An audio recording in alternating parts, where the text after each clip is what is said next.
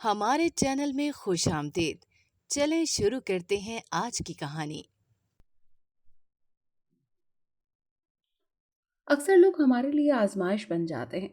انہیں جو چاہیے ہو اس کے لیے وہ دوسروں کی خوشیوں کی پرواہ نہیں کرتے۔ انہیں اس بات کی فکر نہیں ہوتی کہ ان کی وجہ سے کوئی برباد ہو جائے گا۔ انہیں صرف اپنی خوشیوں کی پرواہ ہوتی ہے۔ میرا نام سعدیہ ہے اور میرا تعلق سندھ سے ہے۔ ہم 5 بہن بھائی ہیں۔ میرے والد ہمارے بچپن میں ہی وفات پا گئے تھے۔ میری والدہ نے دوسری شادی کر لی تھی۔ میرا سوتیلا باپ میرے ابا کا چچا زاد تھا۔ اماں سے شادی کے بعد ہونا تو یہ چاہیے تھا کہ وہ ہمیں گھر لے جاتا، لیکن وہ ہمارے ہی گھر آ کر رہنے لگا۔ ابا نے ایک دکان بنائی، وہ بھی اب میرے سوتیلے باپ کے پاس تھی۔ میرا سوتیلا باپ جب گھر پر ہوتا تو ہم سب بہن بھائیوں کی دوڑ لگوائے رکھتا۔ اسے اپنے کام خود کرنے کی عادت ہی نہیں تھی۔ چھوٹے سے چھوٹے کام کے لیے بھی اسے عادت تھی کہ اماں کو یا ہمیں آواز دیتا۔ اگر کام وقت پر نہ کرتے یا ٹھیک نہ ہوتا تو ڈانٹتا اور ساتھ مارتا بھی تھا۔ اسی لیے ہم بہن بھائی دعا کرتے تھے کہ ہمارا سوتیلا باپ گھر ہی نہ آیا کرے۔ مہینے میں جس دن وہ اپنے گھر جاتا تھا اس دن ہم شکر کرتے تھے۔ وہ لالچی انسان تھا، سب کچھ پہ قبضہ کر رکھا تھا۔ جو کماتا جب گھر جاتا وہاں دے آتا اور ہمیں کہتا کہ قارون کے خزانے نہیں ہیں میرے پاس، کام خرچ کرو۔ ہمارے کھانے پینے اور دوسرے اخراجات پر 100 باتیں سناتا، اور جو ہمارا حق ہوتا اس پر اس کے رشتہ دار قابض تھے۔ یہاں سے ان کے لیے سب کچھ جا رہا تھا۔ میں جب اماں سے کہتی تو اماں خاموش ہو جاتی۔ اماں نے ناشتہ بنا کر مجھے کہا، جاؤ اپنے ابا کو ناشتہ دیا۔ میں نے ماں کی طرف دیکھا اور کہا، سوتیلا باپ کہیں، باپ ایسے ہوتے ہیں، کبھی ہماری کسی ضرورت کا خیال ہی نہیں رکھا، ہر وقت ڈانٹتا رہتا ہے۔ اماں نے میری طرف دیکھا اور بولی، تیری یہ باتیں اس نے سن لی نا تو خود ہی ذمہ دار ہوگی۔ میں اسے کچھ نہیں کہوں گی، ویسے بھی وہ تم لوگوں کے بھلے کو ہی سب اچھا کرتا ہے۔ میں نے ناشتہ وہیں رکھا اور اندر چلی گئی۔ اماں پیچھے آوازیں دیتی رہی لیکن میں نے ایک نہیں سنی۔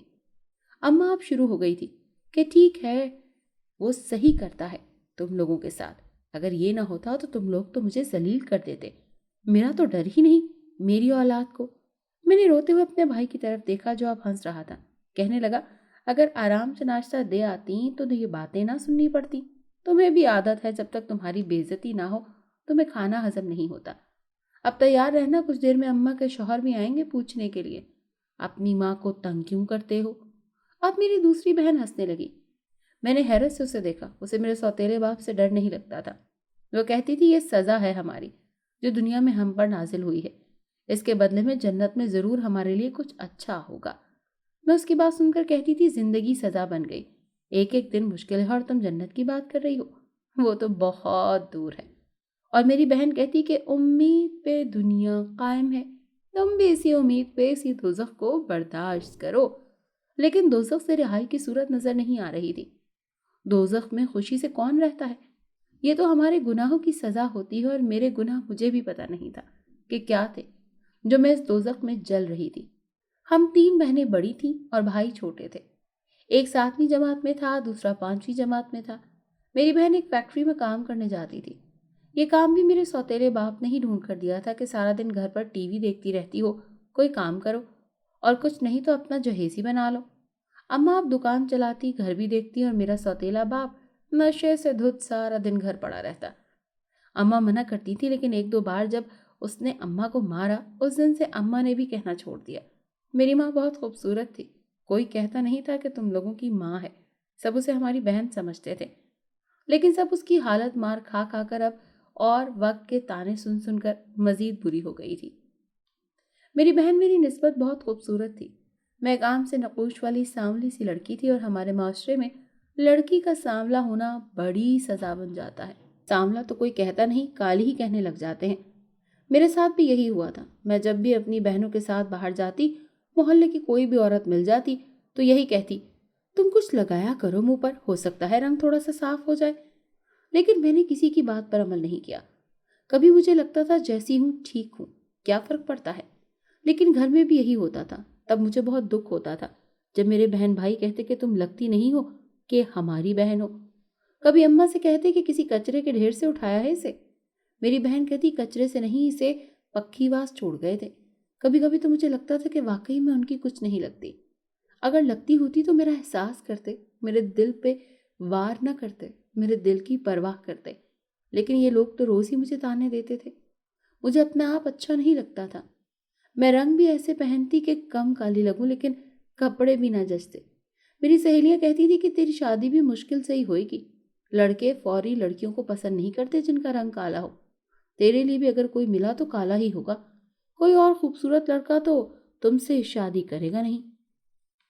एक दिन मेरा सौतेला बाप शराब पीकर घर आ गया।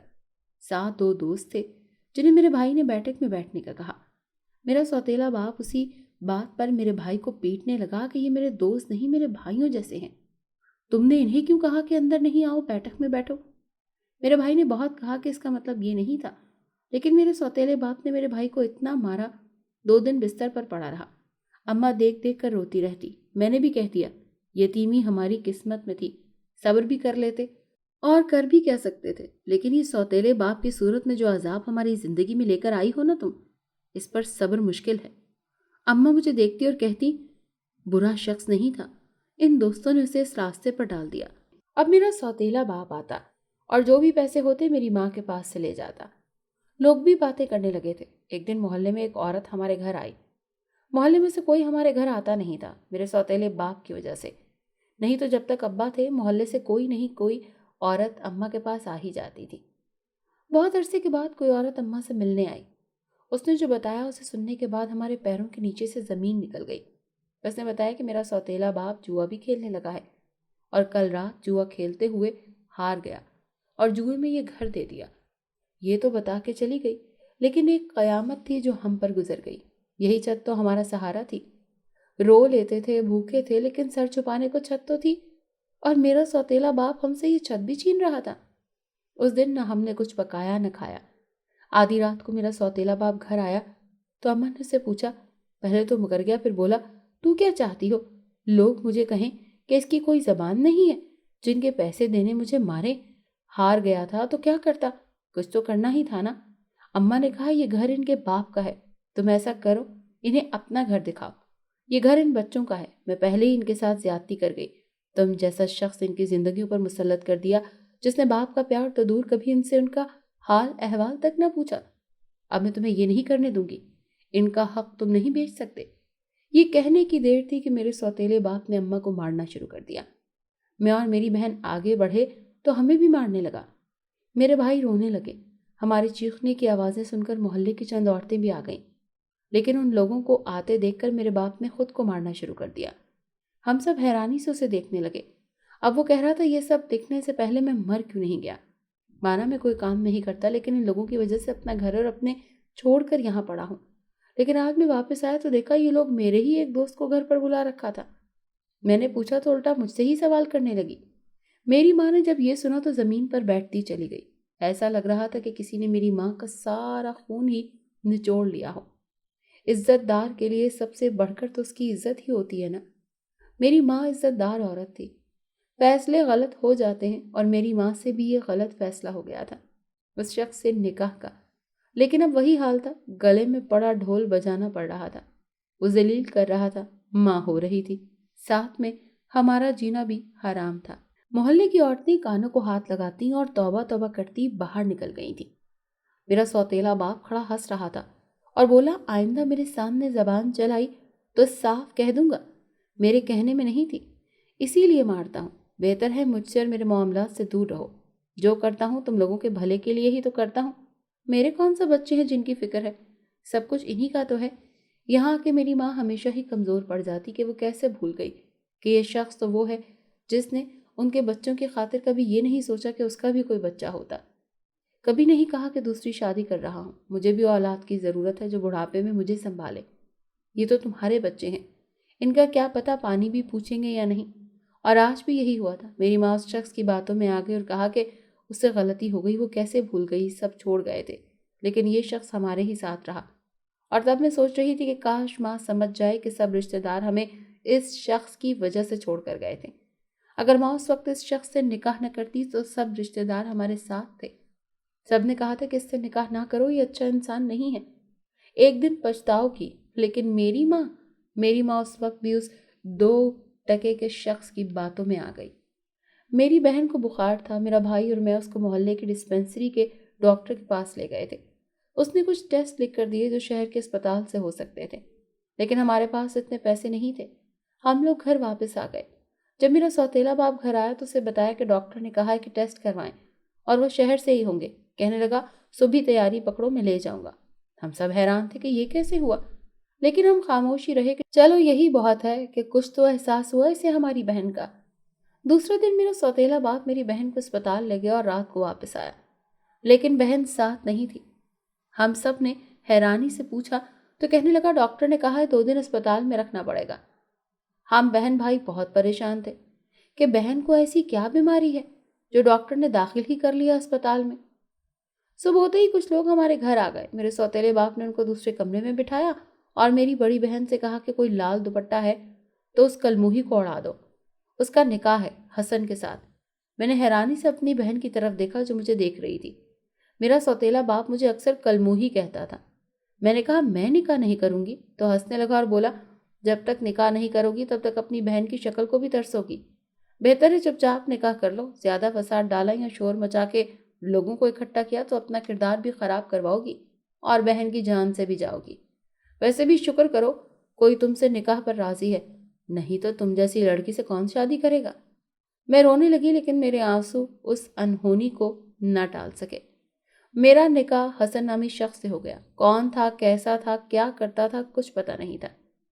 یہ ہوا کہ شام کو میری بہن گھر آ گئی۔ میں نے پوچھا کہاں گئی تو میری بہن نے اور ماں نے ہمیں بتایا کہ میری طبیعت کی وجہ سے مجھے ابا اپنے ایک عزیز کے گھر ٹھہرا آئے تھے۔ کچھ ٹیسٹ رہتے تھے، یہاں سے جانے میں مشکل ہوتی، میری سہولت کو ہی رات وہاں رکنے کا کہا تھا۔ میں نے اپنی بہن کے گلے لگ کر رونا شروع کر دیا۔ انہیں بتایا کہ ہمارے سوتیلے باپ نے کس بھیڑ بکری کی طرح مجھے کسی شخص کو بیچ دیا ہے۔ میری بہن بھی رونے لگی۔ تبھی میرا سوتیلا باپ گھر میں داخل ہوا۔ میری بہن نے پوچھا کون ہے، کس سے میری بہن کا نصیب پھوڑ دیا؟ تمہیں رحم کیوں نہیں آتا ہم یتیم بچوں پر؟ ہم نے کیا بگاڑا ہے تمہارا؟ میرے سوتیلے باپ نے میری طرف دیکھا اور بولا اس کی شادی ہونی کہاں تھی؟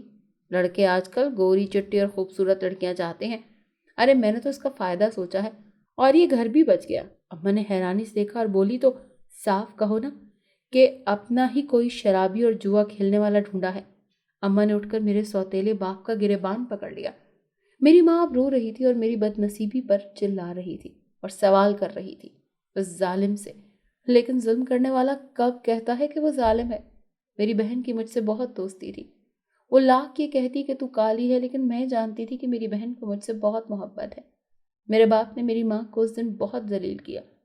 وہ دن ہماری زندگی میں ویسا ہی دن تھا جس دن ہمارے ابا ہمیں چھوڑ گئے تھے۔ اس دن بھی ہمیں یاد آیا کہ جن کے باپ مر جاتے ہیں وہ زمانے کی ٹھوکروں کے لیے آسان ہدف ہوتے ہیں۔ شام کو دروازے پر دستک ہوئی۔ دروازہ میں نے ہی کھولا۔ ایک شخص اندر آ گیا۔ میں نے کہا کس سے ملنا ہے؟ ابا تو گھر پر نہیں ہے۔ اس نے میری طرف دیکھا اور بولا اپنے شوہر سے پوچھ رہی ہو کہ کس سے ملنا ہے؟ میں حسن ہوں۔ میں نے حیرانی سے اسے دیکھا جو اچھا خاصا شخص تھا، عمر یہی کوئی 35 سال۔ مجھے سمجھ نہیں آئی کہ اس نے یہ شادی کیوں کی تھی، اس کا مجھ سے کوئی جوڑ ہی نہیں تھا۔ لیکن سچ ہی کہتے ہیں نشہ کرنے والوں کی سمجھ بوجھ کام نہیں کرتی۔ وہ نشہ کرتا تھا، جوا کھیلتا تھا، اسی لیے گھر والوں نے گھر سے نکال رکھا تھا۔ کسی دوست کی بیٹھک میں پڑا رہتا تھا۔ جوئے میں ہمارا گھر جیت گیا تو ابا نے بدلے میں مجھے بیچ دیا۔ اماں بھی وہاں آ گئی اور حسن سے کہا کہ اچھا ہوا تم خود ہی آ گئے، مجھے بھی تم سے کچھ بات کرنی تھی۔ اماں نے اس سے کہا کہ میں نے ایک غلط فیصلہ کیا اور اس شخص سے نکاح کر لیا۔ اس نے میرے بچوں کی زندگی حرام کر دی ہے۔ اب اس نے اپنے جیسے ہی نشئی سے میری بیٹی کا رشتہ کر دیا۔ ساری عمر میں اپنے شوہر کی مارے کھاتی رہی اور بچوں کو بھی اس شخص کے ہاتھوں ذلیل کرواتی رہی ہوں۔ اب یہی میری بیٹی کا نصیب ہے، یہ مجھے منظور نہیں۔ میری بیٹی بہت معصوم ہے، اسے زمانے کا پتہ نہیں۔ میں تو سب سہ گئی، یہ بہت نادان ہے۔ تم ایک احسان کرو، یہ رشتہ ختم کر دو۔ حسن نے کہا یہ رشتہ جس نے جوڑا ہے وہی مجھ سے یہ بات کرے۔ میں تو یہ بتانے آیا تھا کہ ایک مکان میں نے کرائے کا ڈھونڈ لیا ہے، کچھ دن میں اپنی بیوی کو لے جاؤں گا، جیسے بھی ہے مجھے منظور ہے۔ اماں نے میری طرف روتی آنکھوں سے دیکھا اور ایک کوشش کی حسن کو سمجھانے کی، لیکن وہ نہ مانا۔ کچھ دنوں کے بعد حسن مجھے لینے آ گیا۔ میں نے ماں سے سوتیلے باپ کی بہت منت کی کہ ابھی رخصتی نہ کریں، کچھ وقت دیں، لیکن وہ نہ مانا اور میں روتے ہوئے اپنی ماں اور بہن بھائیوں کو چھوڑ آئی۔ ظفر بھی میرے سوتیلے باپ کی طرح ہی تھا، لیکن یہ تھا کہ وہ کسی جگہ نوکری کر رہا تھا اور باقاعدگی سے کام کرتا تھا۔ مجھ سے بات چیت بہت کم کرتا تھا، کوئی کام ہوتا تو ہی بلاتا۔ میں گھر کے کام کر کے اور اس کے آنے سے پہلے کھانا تیار کر کے رکھ دیتی اور کمرے میں چلی جاتی۔ اسے میرا کھانے کے وقت وہاں موجود ہونا پسند نہیں تھا، اسی لیے میں کوشش کرتی کہ اس کے سامنے نہ ہی جاؤں۔ میں روز رات کو اس کے سونے کے بعد اس کے کمرے میں جاتی کہ مجھے فون مل جائے اور میں اپنے گھر اپنی ماں اور بہن بھائیوں سے بات کر لوں۔ اس دن فون مل بھی گیا تھا، لیکن فون لاک تھا۔ میں نے مایوسی سے فون رکھ کر واپس آ گئی۔ مجھے اب اپنے بہن بھائیوں کی بہت یاد آ رہی تھی۔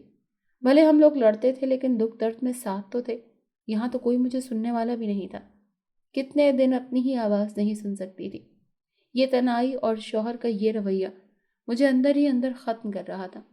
میں روز دعا کرتی کہ کاش کچھ ایسا ہو جائے کہ میں بھی ایسی ہو جاؤں، جو میرا شوہر محبت سے مجھے بھی دیکھے، میرے دکھ درد سنے۔ لیکن میرا شوہر تو مجھے دیکھتا بھی نہیں تھا۔ میں بہت کالی تھی، شوہر بھی مجھ سے گھن کھاتا تھا اور چاہتا تھا کہ مجھ سے بچے بھی نہ ہوں، وہ بھی کالے ہی ہوں گے۔ میں بہت پریشان تھی، دل چاہتا کوئی معجزہ ہو جائے، میں ایسی ہو جاؤں کہ مجھے بھی محبت سے دیکھے۔ لیکن میری قسمت میں اب مزید آزمائشیں تھیں۔ ایک دن وہ ایک بہت خوبصورت لڑکی بیاہ کر لے آیا۔ میری سوتن بہت حسین تھی، میں ہر وقت اس کو دیکھتی رہتی اور جلتی رہتی۔ ایک دن میری سوتن میرے پاس آئی اور بولی کہ اگر تم چاہتی ہو کہ تمہاری بھی اولاد ہو تو میں اپنی اولاد تمہیں دے دوں گی، لیکن تم کسی سے کچھ کہو گی نہیں، اور اس کے بدلے میں تمہیں میرا ایک کام کرنا ہوگا۔ مجھے کچھ چاہیے۔ میں نے سوچا اسے میرے استعمال کی کوئی چیز چاہیے۔ میں نے کہا کہو کیا کام ہے؟ لیکن اس نے تو جو کہا میرے پیروں سے زمین نکل گئی۔ اس نے مجھ سے میرے ہی شوہر سے بے وفائی مانگی تھی۔ کہنے لگی اگر تم میرے بھائی کی بات مان لو، وہ صرف تم سے دوستی کرنا چاہتا ہے۔ میں نے کہا میں ایسی نہیں ہوں۔ اس نے کہا دور بدل گیا، اب لڑکے لڑکیوں کی دوستیاں کو برا نہیں سمجھا جاتا، اور ویسے بھی تمہارا شوہر تمہیں پوچھتا تک نہیں۔ میرا بھائی تو صرف چاہتا ہے کہ تم اس پر بھروسہ کرو، اس سے دکھ سکھ شیئر کر لیا کرو۔ اس نے جب سے تمہیں دیکھا ہے اسے تم سے بہت ہمدردی ہے۔ میں خاموش ہو گئی، مجھے اس کی بات بہت عجیب لگی۔ سوتن بھی میرے ساتھ بہت اچھی تھی اور ہر وقت میرے ساتھ رہتی اور کہتی کہ کیا ہوا اگر تمہارا شوہر تمہارے ساتھ اچھا نہیں ہے، میں ہمیشہ تمہارے ساتھ رکھوں گی۔ میں بھی اب اس کے ساتھ اچھی ہو گئی تھی۔ ایک دن طبیعت خراب ہوئی تو میری سوتن نے ہی کھانا بنایا اور مجھے کمرے میں ہی دیا۔ وہاں میرا بڑا خیال رکھتی تھی، نئے ٹوٹکے میرے چہرے پر آزماتی، کہتی اس سے رنگ صاف ہو جائے گا، لیکن وہ روز مجھ سے اپنی بات کہنا نہ بھولتی۔ میں نے ابھی تک اس کی بات پر دھیان نہیں دیا تھا۔ میں اپنے شوہر سے بے وفائی کا سوچ بھی نہیں سکتی تھی، لیکن صرف بچے کی خاطر چپ تھی کہ بچہ مجھے مل جائے، اور شاید کچھ ایسا ہو کہ میرے شوہر جو میری سوتن کی اصلیت پتہ چل جائے۔ میرے چہرے پر خارش ہونے لگی۔ میں نے دونوں ہاتھوں سے چہرے پر خارش کرنا شروع کر دی، لیکن کچھ فائدہ نہ ہوا۔ میں اٹھ کے گئی، فریج سے ٹھنڈا پانی لیا اور ٹھنڈے پانی کے چھینٹے مارے۔ میں بار بار منہ دھو رہی تھی، جب تک پانی سے چہرہ دھوتی تب تک سکون رہتا۔ کچھ دیر بعد ویسے ہی جلن ہونے لگی۔ رات بڑی مشکل سے گزاری۔ صبح ہوتے ہی میں نے سوتن کو بتایا تو کہنے لگی کہ تجھے کہا بھی تھا فیشل کیا ہے، چولہے کے پاس مت جانا، لیکن تم اتنی گرمی میں چولہے کے پاس کھڑی ہو گئی اور کھانا پکاتی رہی، اسی لیے چہرہ دیکھو کیسے لال ہو گیا ہے۔ میں بار بار چہرے پر خارش کر رہی تھی۔ تب حسن آ گیا اور میں اپنے کمرے میں چلی گئی، لیکن مجھے لگ رہا تھا جیسے میرا چہرہ جل رہا ہو۔ پتہ نہیں کیا کیا تھا میرے چہرے پر اور کیا کیا ملتی رہی تھی۔ اس کے ٹوٹکے میری جلد کا ستیہ ناش کر رہے تھے۔ میں منع کرتی تو کہتی تجھے نہیں پتا، آج کل ایسے ہی رنگ گورا ہوتا ہے، خیال رکھنا پڑتا ہے۔ میرا چہرہ بہت زیادہ سرخ ہو گیا تھا۔ میری سوتن نے مجھے اپنے کپڑے دیے پہننے کے لیے اور کہا کہ تیار ہو جاؤ، جلد کے ڈاکٹر کے پاس لے چلتی ہوں۔ وہ میرا ایسے ہی خیال رکھتی اور مجھے بھی یہی لگتا کہ چلو کوئی تو ہے جسے میری فکر ہے، کوئی تو ہے جو مجھے پوچھتا ہے۔ حسن تو پہلے بھی مجھے نہیں پوچھتا تھا، اب چلو میری سوتن مجھے سنتی تو ہے۔ میں نے اس سے ہر بات کر لیا کرتی تھی۔ ڈاکٹر نے دوائی دے دی تھی۔ میں گھر آ گئی۔ گھر آ کر مجھے میری سوتن نے جوس پلایا اور دوا دی۔ میں دوائی کھاتے ہی سو گئی، پتہ نہیں کتنے گھنٹے سوتی رہی۔ جب آنکھ کھلی تو محسوس ہوا جیسے میرے سارے جسم پر خارش ہو رہی ہے، پاگلوں کی طرح چہرے پر خارش کر رہی تھی۔ میں اپنے چہرے کو نوچ رہی تھی، میں رونے لگی، چیخنے لگی۔ تب میری آواز سن کر میری سوتن بھی آ گئی اور مجھے پوچھا کیا ہوا؟ میں نے کہا مجھے نہیں پتا کہ کیا ہوا ہے، لیکن مجھے لگتا ہے میں پاگل ہو جاؤں گی، یہ چہرے کی جلن مجھے مار دے گی۔ میرے ہاتھوں اور پیروں پر بھی چھالے بن گئے تھے۔ مجھے روتے پیٹتے دیکھ کر حسن آیا اور بولا کیا آفت آ گئی ہے؟ میری سوتن نے کہا تم باہر ہی رہو، اس کے پاس مت جانا، اسے خطرناک وائرس ہوا ہے، یہ دوسروں کو بھی لگ جائے گا، میں اسے سنبھال لوں گی، تم جاؤ۔ حسن نے میری طرف دیکھا اور میری سوتن کا شکریہ ادا کیا کہ وہ اس کی پہلی بیوی کو بھی برداشت کر رہی ہے۔ میں نے اپنی سوتن کو دیکھا جو پتہ نہیں کیا کیا چالیں چل رہی تھی और मैं उसके हाथों खिलौना बन गई थी। मैं सारा दिन कमरे में बंद रहती, मुझे खुद से नफरत हो गई। मुझे लग रहा था मेरी बीमारी से किसी और को नुकसान ना पहुंचे, इसीलिए कोई मेरे पास नहीं आता। मेरी सौतन ने भी आना छोड़ दिया। हसन तो पहले ही मुझे नहीं पूछता था। मैं रो रही थी और बार बार अल्लाह से दुआ कर रही थी कि मुझे इस मुसीबत से निकाल। सारी रात आंखों में कटी। सुबह अज़ान की आवाज़ हुई तो पता चला कि रात गुजर गई है। मैंने खिड़की में खड़े होकर बाहर देखा जो गली में खुलती थी। मेरी सौतन इस वक्त गली में खड़ी थी और कोई लड़का उससे कुछ पकड़ा रहा था। मैंने हैरानी से उस लड़के को देखा। ये लड़का उस दिन अस्पताल में भी था। मैंने कमरे से निकलकर सौतन के कमरे का रुख किया और पर्दे के पीछे छुप गई। कुछ देर बाद मेरी सौतन कमरे में आई और वही पुड़िया एक क्रीम में मिला दी और खुद बाहर निकल गई। मैंने जल्दी से क्रीम की जगह बदल दी, उसकी जगह दूसरी क्रीम रख दी और दोबारा अपने कमरे में आ गई। कुछ देर के बाद वो मेरे ही कमरे में आई और कहा कि क्रीम लगा लो। वो रोज़ाना इस वक्त मुझे एक क्रीम देती थी। मैंने भी अब यही करना शुरू कर दिया। इससे पहले कि उस कमरे में पहुंच जाती, क्रीम की जगह बदल देती। अब जो वो क्रीम मेरे लिए बना रही थी वो खुद लगा रही थी और उसे पता नहीं था। उसे तो उस दिन पता चला जब एक सुबह उसके सारे जिस्म पर अजीब किस्म के छाले बन गए। उसका चेहरा भी दानों से भर गया। वो रो रही थी और हसन के सामने सारा इल्ज़ाम मुझे दे रही थी कि इसकी वजह से ये बीमारी मुझे लग गई है। लेकिन मैं सारी बात हसन को बता चुकी थी और फैसला भी उस पर छोड़ दिया था। उसने पहली बार मुझे समझा और कहा कि फिक्र नहीं करो, मैं गलती करता ज़रूर हूँ लेकिन बार बार करने का कायल नहीं। इस औरत ने तुम्हारे साथ जो भी जुल्म किया है और मुझे भी बर्बाद कर दिया। ये सारा पैसा लूट गई और किसी न किसी बहाने रोज़ इसे पैसा चाहिए था। इसने पैसे की खातिर ही मुझसे शादी की थी। अब तो मेरे पास कुछ भी नहीं है तो ये खुद ही मुझे छोड़ने वाली थी और एक और शख्स से शादी का वादा भी कर चुकी है। मैं इसके लिए आसानी कर रहा हूँ।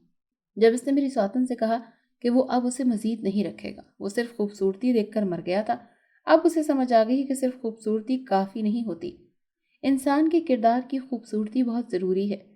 उन्हीं दिनों पता चला कि वो माँ बनने वाली है। उसने मुझे बुरा भला कहा और कहा कि मैं ये बच्चा तुम्हें दे देती और कहती कि तुम्हारा ही है। इस तरह औलाद की मजबूरी की वजह से तुम्हारा शौहर भी तुम्हें मुंह लगा लेता, लेकिन तुमने पारसा बनने का जो ढोंग रचाया और बेबसी जाहिर करके मेरे शौहर को मेरे खिलाफ कर दिया, आप देखना मैं तुम्हारे साथ क्या करती हूँ। मुझे उसके इरादे ठीक नहीं लग रहे थे। एक दिन उसके मैके से एक औरत जो पहले कभी नहीं देखी थी एक लड़के के साथ हमारे घर आ गई। मेरी सौतन ने कहा कि ये मेरी खाला हर कुछ दिन यही रहेगी। हसन ने उन लोगों की वजह से खामोशी इख्तियार कर ली कि मेहमान हैं, तमाशा न बने, लेकिन सब वो मेरी सौतन से दूर ही रहता था। अब बहुत अरसे बाद वो मेरे कमरे में वापस आ गया था। मैंने शुक्र किया। भले ही ताल्लुकात अच्छे नहीं थे लेकिन मेरा जेवर मेरी आंखों के सामने था। अब जब हसन निकल जाता काम पर तो मेरी सौतन का जश्न मुझसे बहाने बहाने बात करने की कोशिश करता। एक वन में खाना पका रही थी तो कहने लगा कि तुम क्या करते वक्त काम कर रही हो। एक दिन मैं खाना बना रही थी तो कहने लगा तुम क्या हर वक्त काम करती रहती हो और मेरी कज़न आराम से चारपाई पर पड़ी रहती है। मुझे तुमसे बहुत हमदर्दी है, तुम बहुत खूबसूरत हो, सिर्फ थोड़ा सा रंग ही तो काला है। हसन को तुम्हारी खूबसूरती नजर नहीं आती। मैं तो दिनों में तुम्हारे लिए बेचैन हूँ। अपनी कज़न से कहा भी था कि तुमसे बात करवा दे, लेकिन उसने कहा तुम ये नहीं करोगी तो मुझे यहाँ आना पड़ा। मैं सिर्फ तुम्हारे लिए यहाँ आया हूँ। तुम हसन को दफा करो, चलो हम अलग अपनी दुनिया बसाते हैं। हसन तुम्हें कुछ नहीं दे सकता। मेरा हाथ गर्म तवे से लग गया था। उसने जल्दी से मेरा हाथ पकड़ लिया और कहने लगा तुम ध्यान से कुछ करती नहीं हो। और फिर अचानक रुककर अजीब बातें करने लगा। कहने लगा मैं यहीं था जब तुमने कहा मैं उदास हूँ, तुम आ जाओ। मैं आ गया। इतनी जल्दी क्या थी कि जल्दी के चक्कर में तुमने तवे से हाथ जला लिया। मैं कुछ देर बाद खाना खा लेता। मैं हैरानी से उसे देख रही थी। मैंने अपना हाथ छुड़वाना चाहा तो कहने लगा ना करो, बड़ी मुश्किल से तो तुम्हारा हाथ तुम्हारे पास से पकड़ने की हिम्मत हुई है, नहीं तो कभी भी इतनी हिम्मत मुझ में कहाँ थी। मैं तो हसन की बहुत इज्जत करता हूँ, लेकिन तुमने कहा तो मैं खुश था और उसे छोड़कर मुझसे शादी करना चाहती हो तो मैंने सोचा तुम्हें समझाता हूँ कि हसन जैसा शौहर तुम्हें नहीं मिलेगा।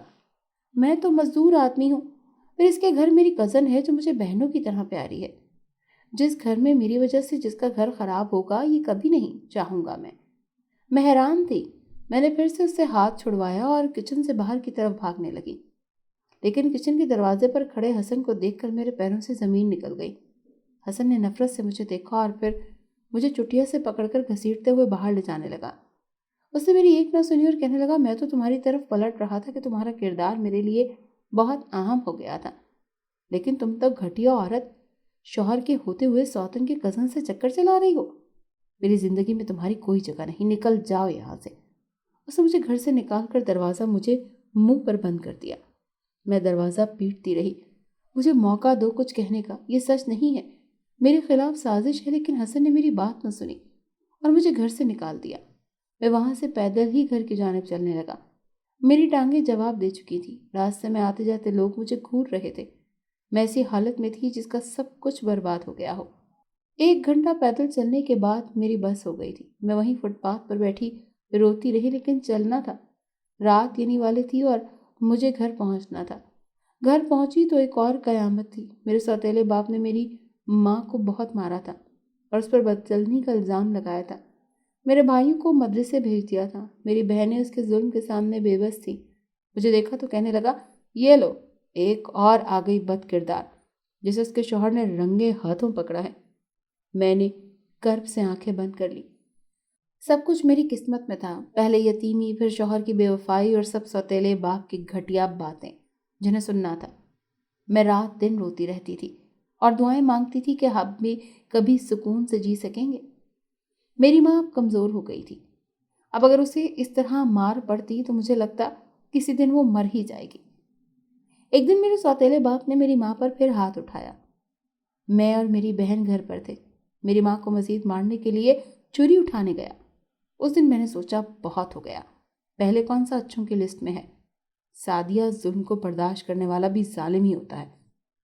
ایسے تو نہیں کہا گیا ظلم کو ہاتھ سے روکو، ہاتھ سے نہیں روک سکتے تو زبان سے روکو، اور زبان سے نہیں روک سکتے تو اسے برا تو سمجھو۔ میں نے اس دن ہمت کی اور اپنی ماں پر اٹھنے والے ہاتھ کو پکڑ لیا۔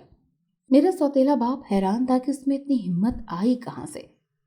وہ ماں کو مارنے کے لیے جو چھری پکڑ رکھی تھی اسی سے مجھے مارنے لگا۔ میں نے بھی پاس بڑا ڈنڈا اٹھایا اور اس دن میں نے اپنی ساری نفرت نکال لی۔ ماں کچھ نہ بولی، بیٹھی روتی رہی۔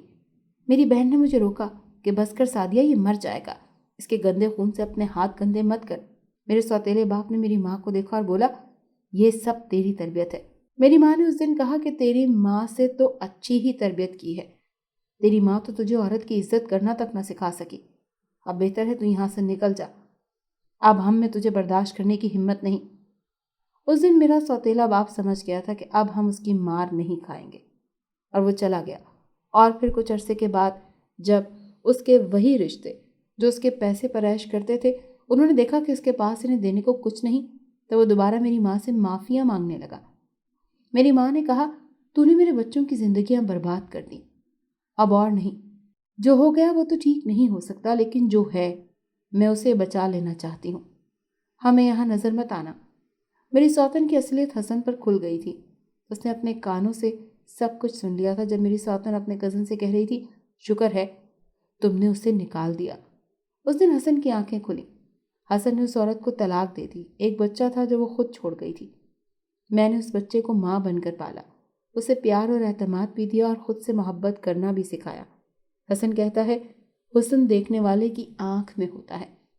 تمہاری اچھائیوں اور کردار کی خوبصورتی نے تمہیں میری نظر میں بہت خوبصورت بنا دیا۔ میرے لیے تم دنیا کی خوبصورت ترین لڑکی ہو۔ میں بہت خوش ہوں۔ ایک بیٹا اب 2 سال کا ہے جو بالکل اپنے باپ جیسا ہے۔ حسن دونوں بچوں سے بہت محبت کرتا ہے۔